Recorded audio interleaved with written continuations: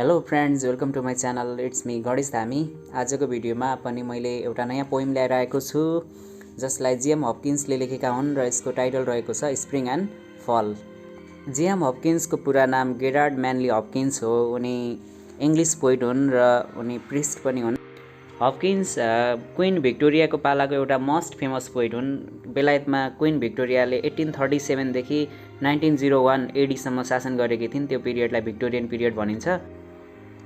हपकिन्सको famous वर्कहरू Binsey poplars, pied beauty, the windhover, to Christ our Lord, the wreck of the Deutschland, spring and fall इत्यादि हुन्। यो कविता 1880 एडीमा लेखिएको थियो र यो चाहिँ के को बारेमा छ भने philosophical definition of human life. मानव जीवन भनेको के हो त? दार्शनिकको नजरमा यो के हो त? यसको परिभाषा दिन खोजेको यो छ यो कवितामा। It is a dramatic meditative poem. Dramatic किनभने यहाँ पात्रहरू छन्, ड्रामा जस्तै डायलग छ, क्यारेक्टर छन्, अनि सेटिङ छ, ठाउँ छ, त्यहाँ दुईजना क्यारेक्टरहरू छन्, त्यसैले यो ड्रामाटिक भयो। र मेडिटेटिभ भनेको यसले हामीलाई सोच्न गर्न, मेडिटेट गर्न, जीवनको बारेमा सोच्न बाध्य गराउँछ, त्यसैले यो मेडिटेटिभ पोइम हो। अनि यसमा प्लट छ भनेको कथा, दुईजना पात्रहरू भएको हुनाले त्यहाँ के घटना हुन्छ त्यसलाई प्लट भनिन्छ। र यसमा स्पिकर चाहिँ फिलोसोफर हुन्, दार्शनिक हुन्। उनले एउटा सानो केटीलाई उनले जीवन भनेको के हो त भन्ने कुरा सिकाइरहेका छन् र यसमा एउटा मात्रै स्ट्यान्जा छ जसमा 15वटा लाइन छन् र त्यसमा राइमको पनि प्रयोग गरिएको छ। स्प्रिङ एन्ड फल अर्थात् वसन्त ऋतु र शरद ऋतु।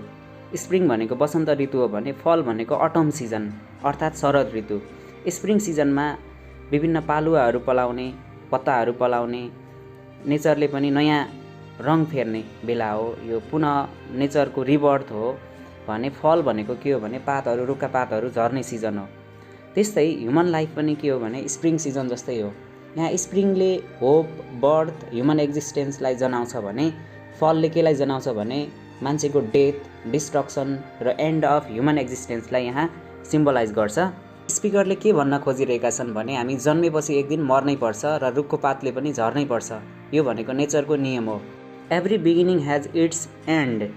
यो ड्रामाटिक पोइम अर्थात् ड्रामा जस्तै पोइम भएको हुनाले यसमा क्यारेक्टरहरू छन् दुईजना र एउटा क्यारेक्टर हो मार्गरेट नामको एउटा सानी केटी छ भने अर्को स्पिकर। अनि स्पिकर चाहिँ फिलोसोफर हो, जीवनको बारेमा बुझेको एउटा म्याच्योर्ड मान्छे हो। दुईजना क्यारेक्टरहरू छन् र यसको सेटिङ कहाँ छ भने मानव जङ्गलको नजिकै अथवा जङ्गलमा एउटी सानी केटीले त्यहाँ रुखका पातहरू झरिरहेको सिजन छ। त्यो रुखका पातहरू झरिरहेको देखेर ऊ दुखी छ। She is grieving, she is sad. यस्तो बेलामा अब स्पिकर अर्थात् फिलोसोफरले गएर ऊ सानी केटीलाई सम्झाउने गर्छन्। मार्गरेट चाहिँ यहाँ इनोसेन्ट, इम्याच्योर्ड र इनएक्सपिरियन्स्ड एउटा केटी हो। उसलाई जीवनको बारेमा, डेथको बारेमा केही थाहा छैन, उसलाई अनुभव छैन। ऊ सानी केटी हो, इनोसेन्ट छ। दुखी भइरहेको, निराश भइरहेको यस्तो बेलामा स्पिकरले गएर मार्गरेटलाई सम्झाउने गर्छन्, उसलाई विश्वस्त तुल्याउने गर्छन् र उसलाई नरो, दुखी नहो भनेर उनले भन्ने गर्छन्। र यो प्रकृतिको नियम हो। अझै तिमी ठुली भएपछि, अझै म्याच्योर्ड भएपछि धेरै कुरा बुझ्न र भोग्न बाँकी छ भन्ने कुरा उनले भनिरहेका छन् त्यो केटीलाई। अब म यो पोइमलाई लाइन बाई लाइन एक्सप्लेन गर्न सुरु गर्छु। Margaret, are you grieving over Goldengrove unleaving? यहाँ ग्रिभिङको अर्थ हुन्छ स्याड अथवा शोक मनाइरहेको, दुखीलाई भन्न खोजिएको। र गोल्डन ग्रोभको भनेको रुखबाट झर्न लागेको पहेँलो पातहरू र अनलिभिङ भनेको फलिङ। यो दुईटा लाइनमा स्पिकरले मार्गरेट भन्ने त्यो सानी केटीलाई क्वेसन गरिरहेका छन्। ए मार्गरेट, के तिमी यो रुखको पातहरू झरिरहेको देखेर निराश छौ? Are you grieving? Are you in pain? भनेर सोधिरहेका छन्। Leaves like the things of man, you with your fresh thoughts care for can you? यसमा स्पिकरले मार्गरेटलाई भन्दैछन् you are with your fresh thought, तिमी अझै काचै छौ। भन्न खोजेको you are immatured, you are inexperienced, तिमीले जीवनको बारेमा धेरै बुझेको छैनौ।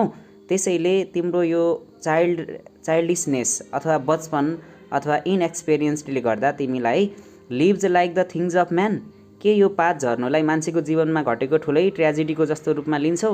यो त नेचरको एउटा सानो इभेन्ट हो भनेर उनले भनेका छन्। त्यसैले त्यो पात झर्नुलाई मान्छेको जीवनमा घटेको ठुलो ट्रेजेडी जस्तो रूपमा लिन्छौ त भनेर उनले क्वेसन सोधिरहेका छन् यसमा। र यसमा प्रयोग गरिएको क्यान यु को अर्थ हो डु यु भन्न खोजेको। As the heart grows older it will come to such sights colder.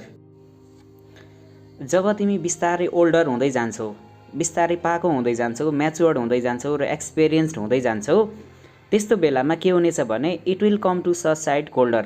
Site भनेको दृश्य, यस्तो दृश्य, पात झरिरहेको दृश्य, नेचरमा आएको यो परिवर्तन भनेको तिम्रो लागि के हुनेछ, सामान्य हुनेछ। तिमीले पनि भन्दैनौ, यो तिम्रो लागि कोल्डर हुनेछ। कोल्डर भनेको यहाँ इन्डिफरेन्ट, अर्थात् बिस्तारै तिमी पाको भइसकेपछि, म्याच्योर्ड भइसकेपछि यसलाई तिमीले वास्ता गर्ने छैनौ, बेवास्ता भन्न खोजेको। कोल्डर भनेको बेवास्ता गर्नेछौ। By and by nor spare र साई। जब तिमी म्याच्योर्ड हुनेछौ, अनुभवी हुनेछौ, उमेरले पाको हुँदै जानेछौ, त्यो बेलामा के भन्नेछौ तिमीले, यो प्रकृतिको सामान्य पात झर्ने प्रक्रियालाई बाई बाई भन्नेछौ। तिमीले ध्यान दिने छैनौ, यसलाई केयर गर्ने छैनौ।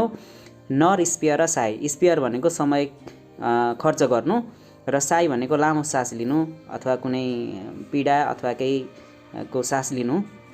दो worlds of wanwood leafmeal lie and yet you will weep know why.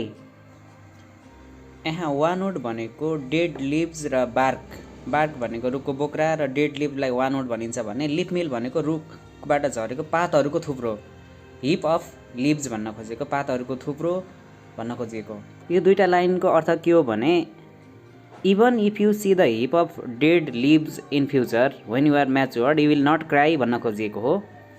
यदि तिमीले पातहरूको थुप्रो, खुट्टा मुनि पातहरू कुल्चेर हिँड्न पर्यो, धेरै पातहरू झरेको देख्न पर्यो भने पनि फ्युचरमा जब म्याच्योर्ड हुनेछौ you will not cry, you will not weep भन्न खोजेको हो यहाँ।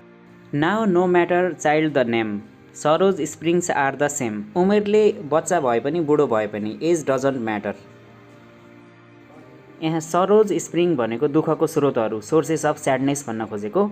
मान्छेको उमेर बुढो भए पनि बच्चा भए पनि तर दुःखको कारण त एउटै हो, sources of sadness are same भन्न खोजेको। No matter whether a person is child or adult the source of sadness is same.